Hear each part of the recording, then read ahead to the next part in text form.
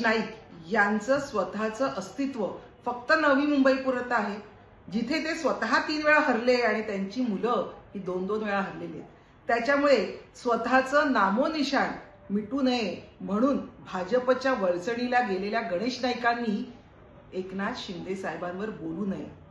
कारण आपल्या हाताखाली असलेला एक सर्वसाधारण कार्यकर्ता आज महाराष्ट्राचा मुख्यमंत्री आणि त्यानंतर उपमुख्यमंत्री होऊन प्रत्येकाच्या गळ्यातलं ताईत होतोय हे बघवत नसल्यामुळे सूर्यावर थुंकण्याचा हा प्रकार गणेश नाईक तुम्ही सुरू केलेला आहे.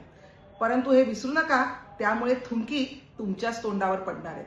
अहो, संपूर्ण नवी मुंबईत मिस्टर 5% म्हणून ज्यांची ओळख आहे, कळलं का तुम्हाला?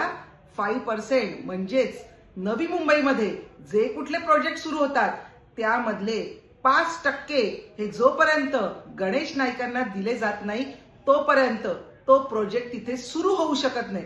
असं मी नव्हे, असे नवी मुंबईकर म्हणतात. त्यामुळे जे संपूर्ण महाराष्ट्रामध्ये लाडके भाऊ म्हणून बहिणींच्या गळ्यातले ताईत झालेले आहेत. अहो, जेव्हा जेव्हा शिंदे साहेब जिथे जिथे जातात तिथे तिथे महिला त्यांना भेटण्यासाठी गर्दी करतात. परंतु गणेश नाईक, आपण असं आम्ही ऐकलंय की गणेश नाईक जिथे जिथे जातात तिथून तिथून महिला या पळून जातात, महिला त्यांच्यापासून दूर जातात. याचं कारण त्यांच्यावर असलेले गुन्हे. त्यांच्यावर कुठले गुन्हे आहेत, महिलांसंदर्भात कुठले गुन्हे आहेत याची माहिती मीडियानेच द्यावी. कारण तेव्हा समजेल की गणेश नाईक ही व्यक्ती काय आहे. आज तुम्ही जे काही बोलतायत त्यांना आम्हाला अनेक पद्धतीने उत्तरं देता येतात, परंतु आपण आमच्या मित्र पक्षात असल्यामुळे जास्त बोलत नाही. जास्त बोलायला लावू नका, नाहीतर शिवसेनेची महिला आघाडी म्हणजे काय आहे हे आम्ही तुम्हाला दाखवून देऊ.